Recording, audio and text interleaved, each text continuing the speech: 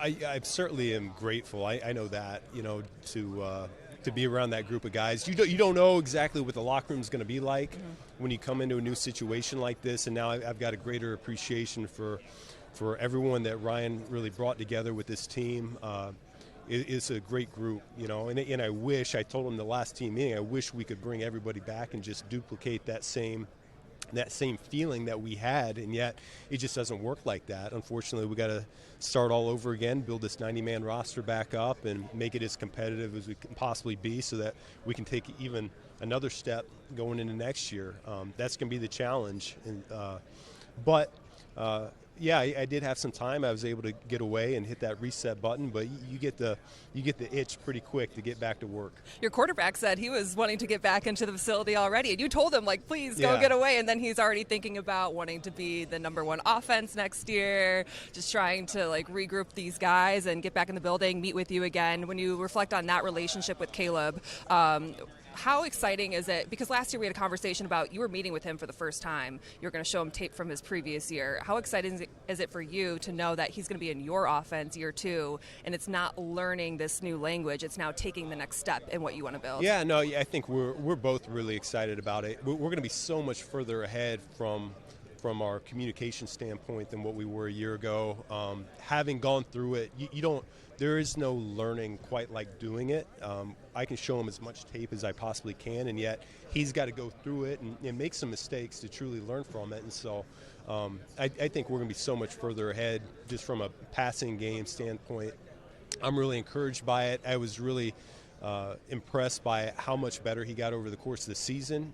I look forward to being able to capitalize on that coming back and continue to forge ahead. You said one of the benefits of being here for a year is the guys in the locker room, the personalities. When you go through now a draft process, what is the personality of a guy that you want to bring into the Bears? Well, yeah, I think we're going to put a premium on really good football players. You can take some of these measurables and, I'm not saying completely negate them, but at the same time take them with a grain of salt, if you will. We just want really good football players, guys that love football, are passionate about football, that really they don't know what they're going to do with themselves if they don't have football. I think that's when you get the best version of these guys, and it helps your team, and everyone gets better from that. And so that's what we're here to find out. We get a good chance here in these formal interviews to get to know these players for the first time. Our scouts have done a phenomenal job. I was able to sit in on some of those meetings over the previous few weeks, just listening to them and the homework that they've done over the course of the season on these guys. And I think we're going to find a number of players that really fit our mold. When you talk about bringing players in, your perspective from being the offensive coordinator formerly to now head coach, what makes a good defensive lineman that's so tough to game plan against? Yeah, I think a relentless nature. I think that's something that always comes to mind. Not always the most talented, but a guy that you have no breather plays against. Something that I look back at some of the former offensive linemen that are now coaches having those conversations with, hey, who gave you the most problem? It wasn't necessarily the biggest names. It was sometimes the guys that just went for longer and for harder than their opponent. And I think there's something to be said for that. Guys that you're going to get 100% from them every single snap. I was asking Ryan how he consumes watching a Super Bowl. How do you watch a Super Bowl? Is it with the head coach lens, how the roster is constructed? Is it the quarterback? How do you consume that? No, I just watch the Super Bowl for the commercials. More so than And your favorite is? Yeah, no, I can't. It's hard to watch those.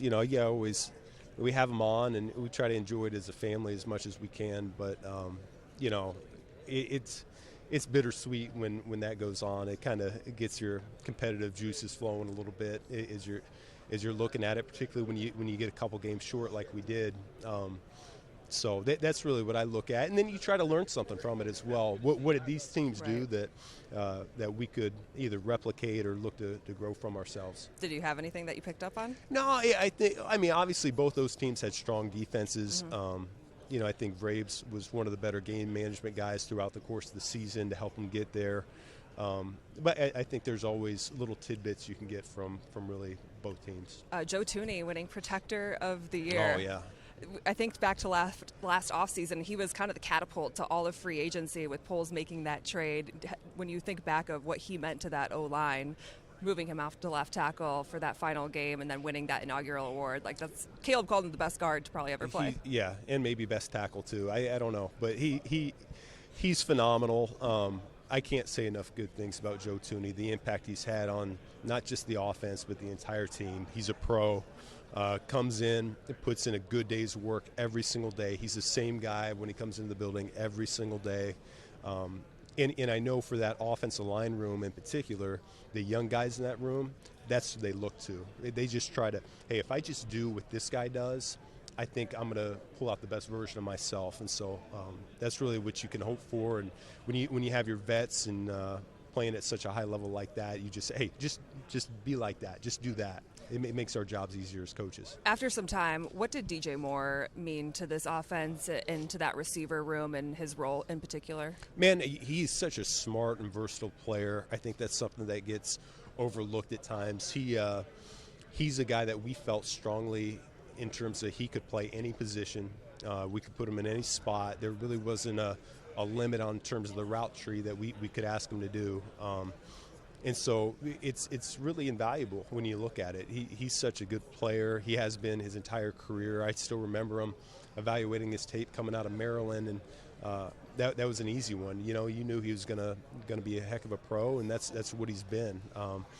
What I didn't know was just what a great teammate he would be, and he legitimately wants the guys around him to do well. He wants to win, and he loves the city of Chicago. You said that you start from ground zero, essentially, right now. Do you still feel that way, that nothing that you changed culture-wise really matters at this point in terms of what carries over into next season? Well, yeah, I think the worst thing that can possibly happen is any level of complacency or entitlement starts to set in. And so that's really what that comment is looking at. It's there should be none of that. None of us should be satisfied. It is, we didn't get to our ultimate goal, and so do I expect us when we come in, the guys that were around, to know the offense better? Sure, absolutely. And yet at the same time, we got to go back to the basic building blocks of blocking, tackling, catching the football, all the little things that we focus on in youth league football that you tend to neglect in the NFL. We got to go back to that, and you can't skip corners that way, cut corners that way. And so it's really important that the guys understand that when they come back, we're going to go after it. Final question. Tyson Bagent has obviously been talked about in terms of you guys receiving calls for him. I know you're a huge fan of him. He's a huge fan of you. But in terms of the way the quarterback room works with him and Case Keenum alongside Caleb Williams, why does that room work so well with him in there? Well, I think he's he's a phenomenal football player, first and foremost. He's a fierce competitor, which I think that's really how that whole room is wired. I think Caleb's the same way. Like these guys, they want to go out there, compete, have the ball in their hands. I think that's really in his DNA as well. He knows that when he's called upon, if he's ever called upon, then he's going to answer that bell. And the guys believe in him. We see it every single day. I kind of joke about it. I've dusted off the same game plans in the preseason every year that I've been a play caller, and this is probably the first year with him at the helm that we actually had a quarterback complete over 60% of his balls, and I think he was close to 70% completion, 5 touchdowns, 1 interception, and so that's just a credit to him. He really took to the offense really quickly, and he's he's such a quick study. I can't say enough good things about him. All right, Ben Johnson, enjoy your week at the Combine. Yeah, Thanks for your time.